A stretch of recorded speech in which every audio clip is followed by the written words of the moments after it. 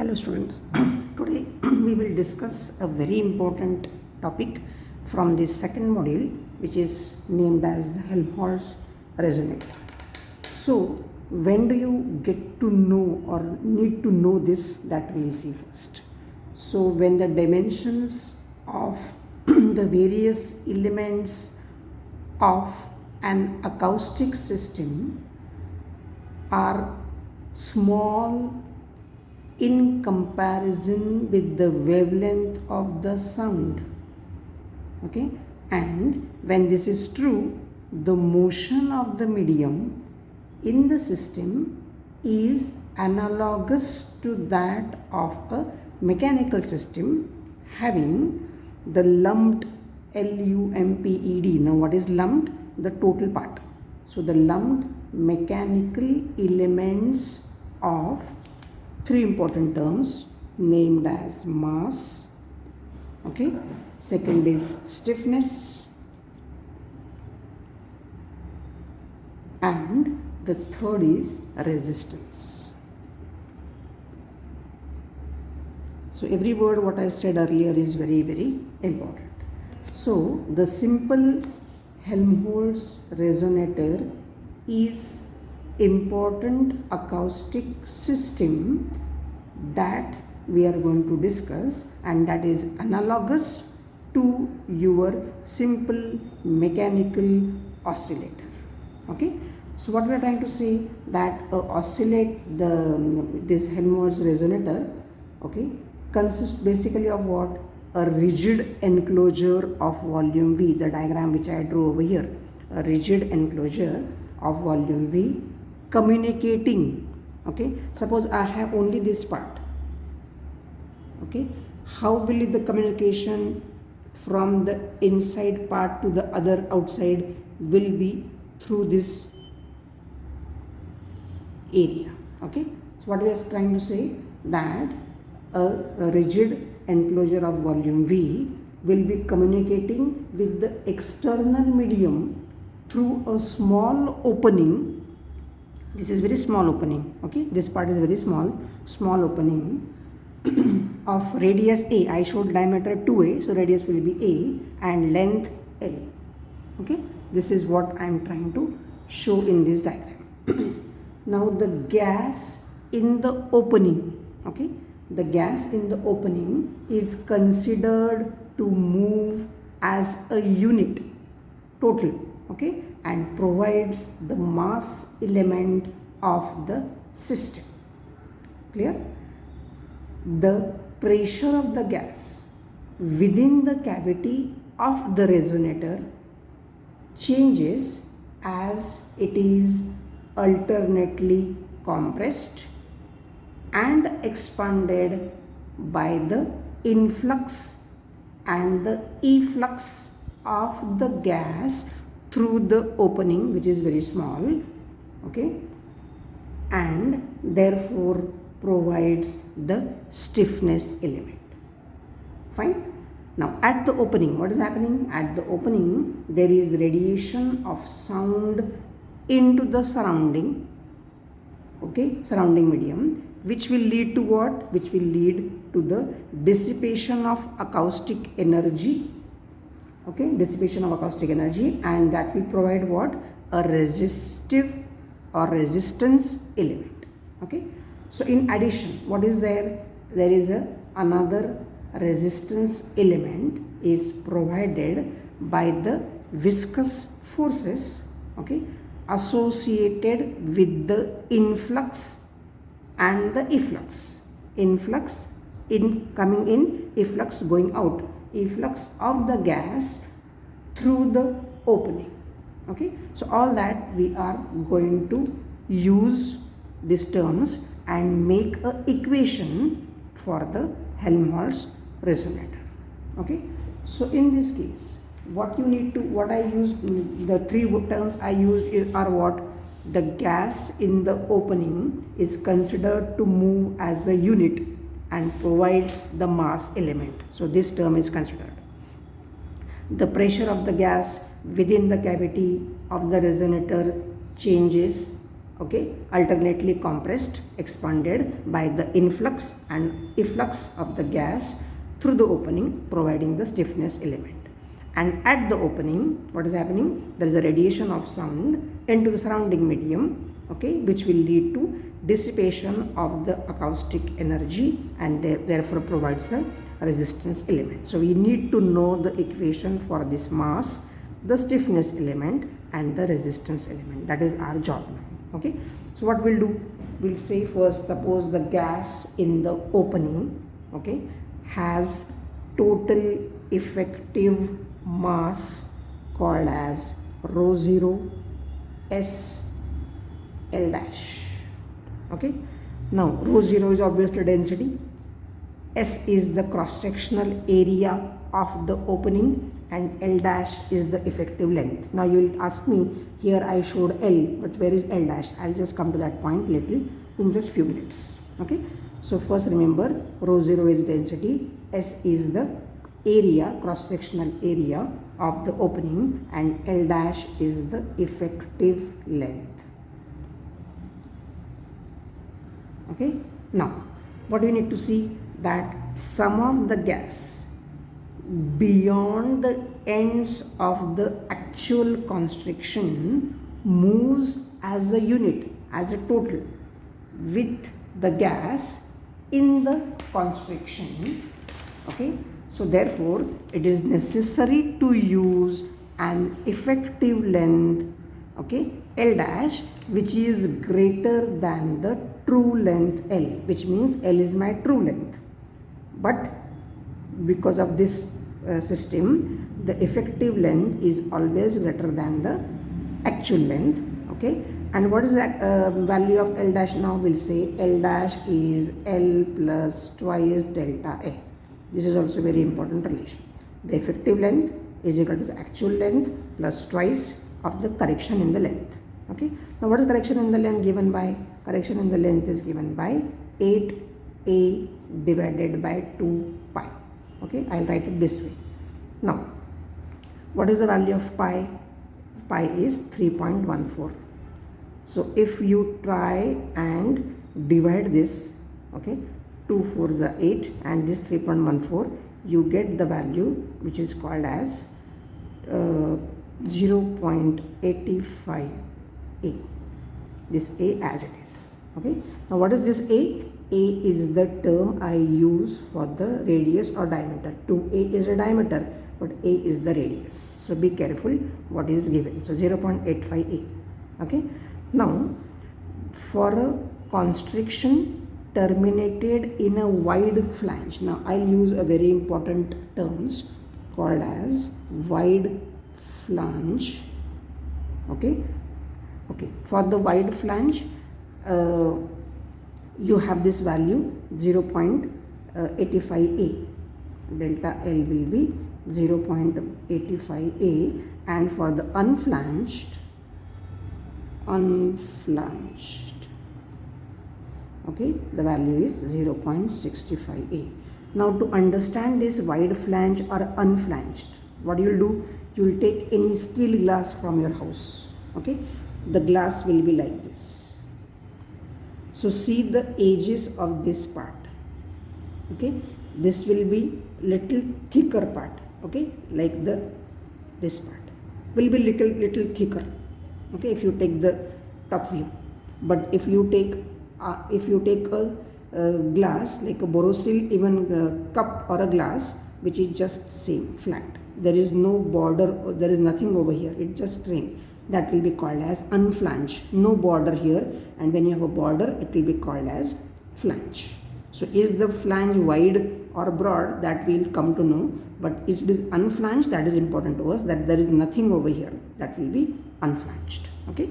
So what do you want to know now? We want to know, so mass we have said rho 0 into, this is my value of the mass. Now I have to find out the stiffness. Okay. So in order to determine this stiffness value of the system, what you need to know first, we need to calculate the force, okay, acting on the area, area S of the opening, okay, when the gas in the constriction is displaced a distance zeta. So zeta is basically the displacement.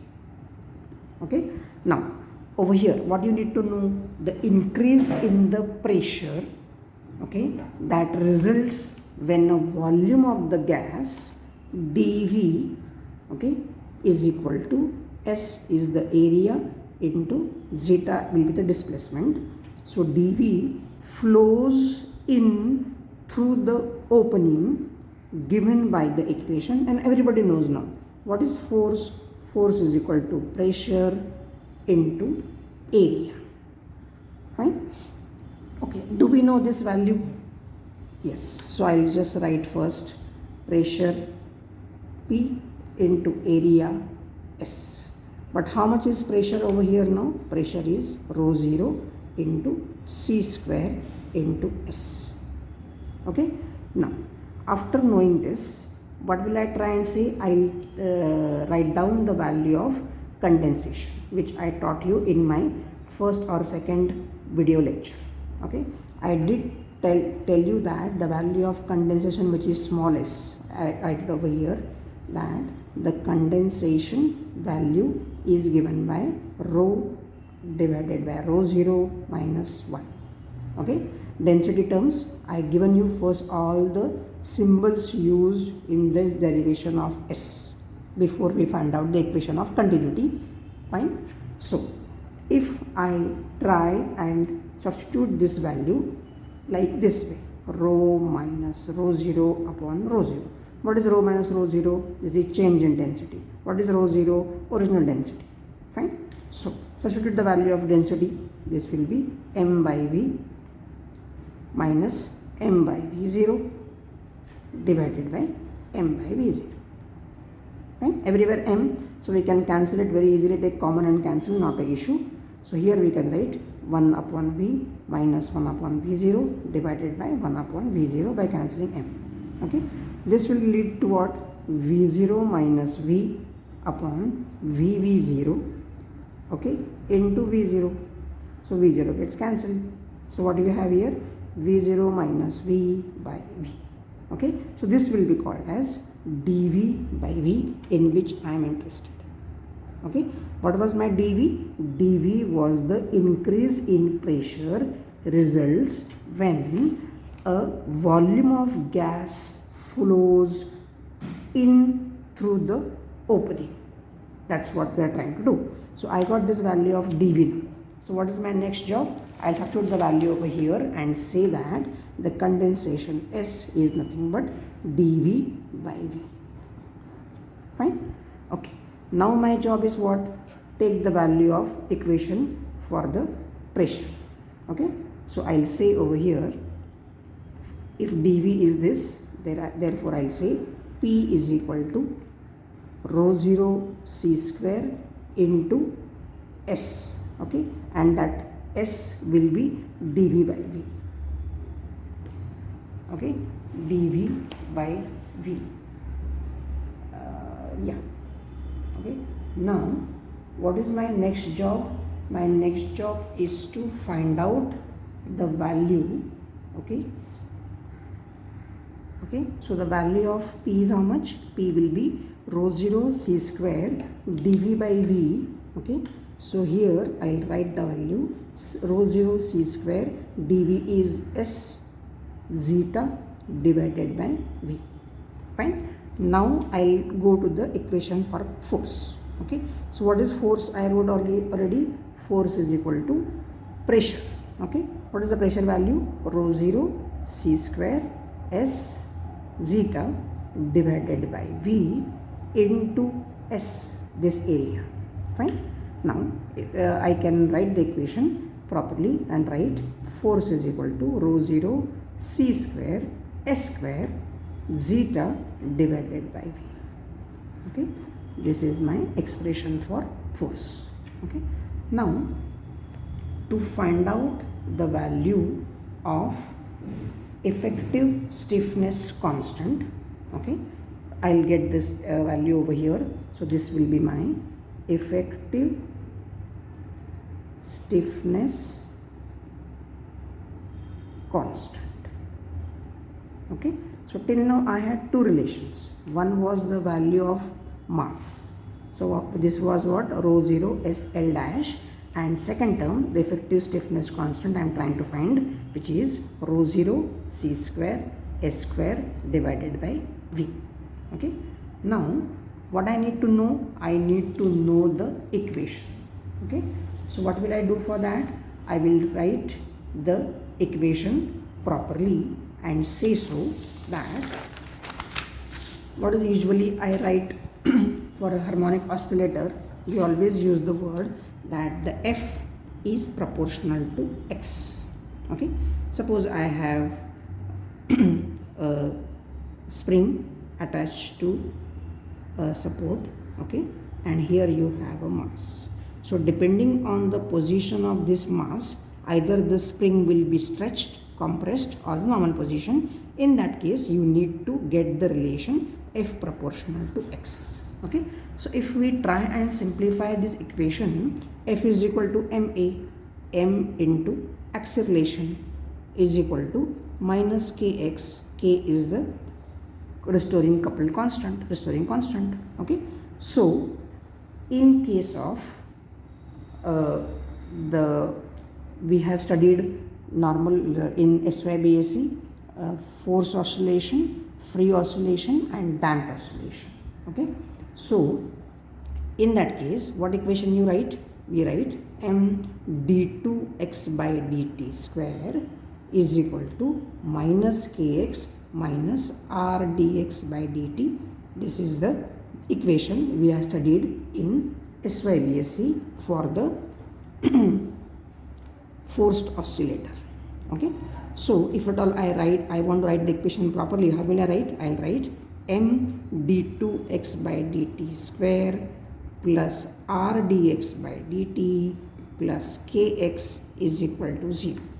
But on the right hand side, if you have some term, okay, forcefully suppose you write, if it is 0 is a different equation, and suppose you have other side, you have f0 sine pt, okay, which means this is my term for the forced oscillator.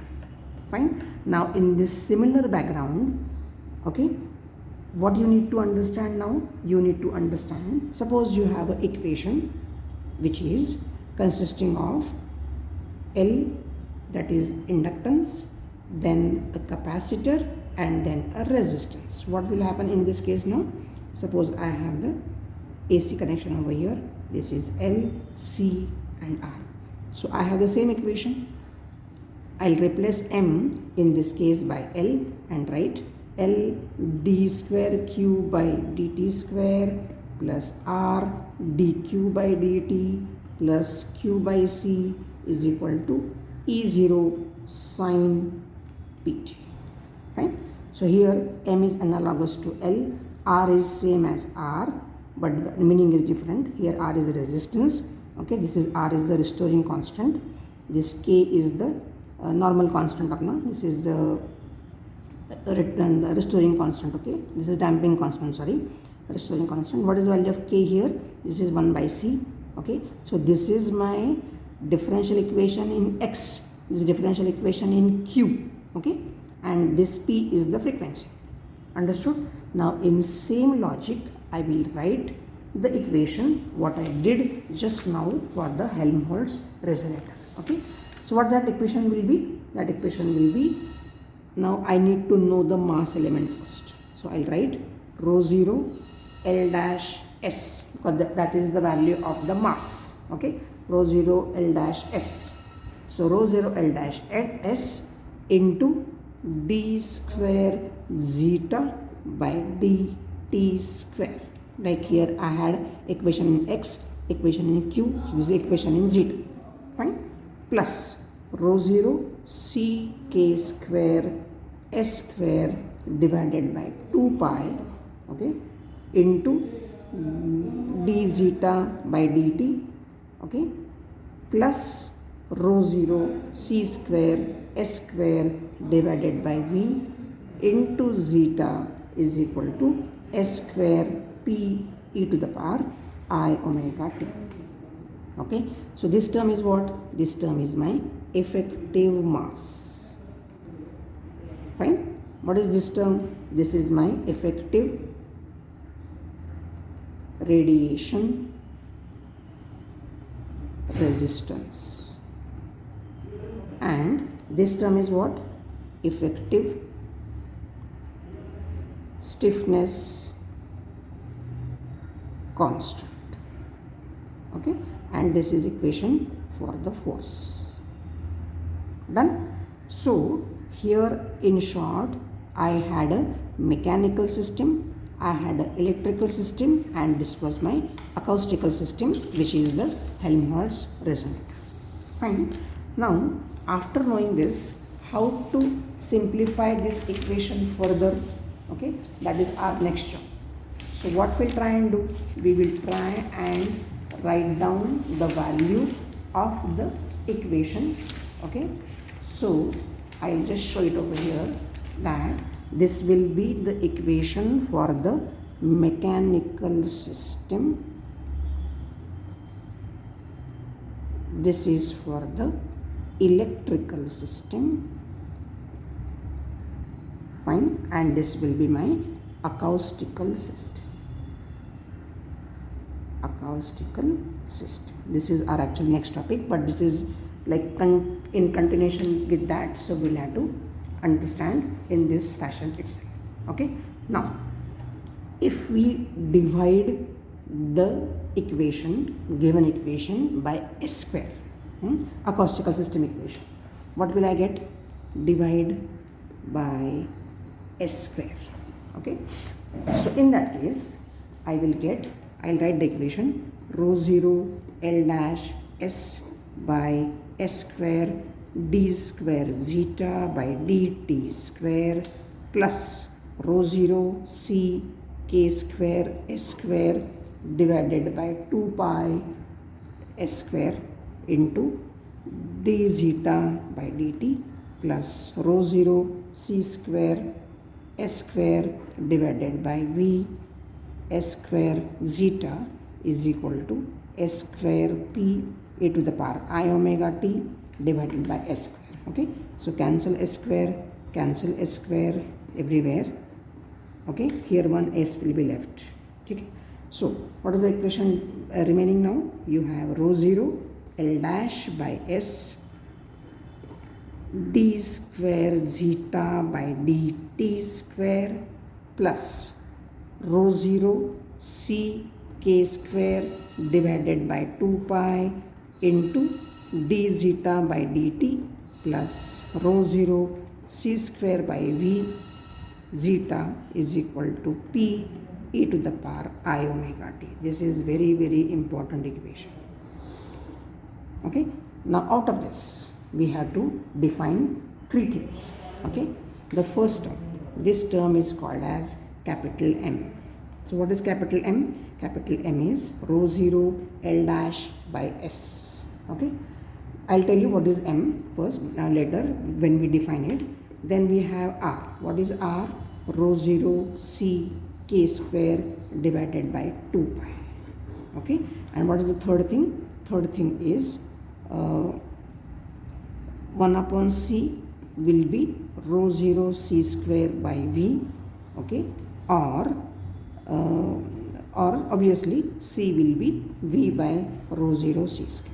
Okay, so in the next lecture we will define this M, R, C and define their unit also. Okay, so try to go through this before we go to the next video lecture. Okay, thank you very much.